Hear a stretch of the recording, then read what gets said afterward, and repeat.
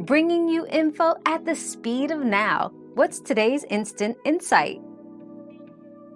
To manually measure water activity, you typically need a specialized instrument called a water activity meter.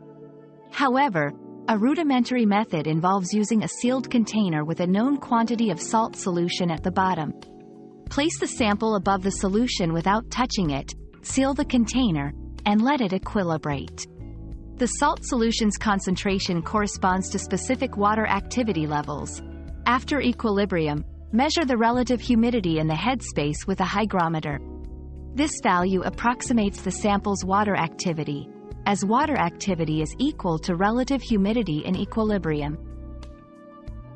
Your daily dose of discovery ends here, but the journey of learning never stops. Subscribe and join us again for more answers tomorrow.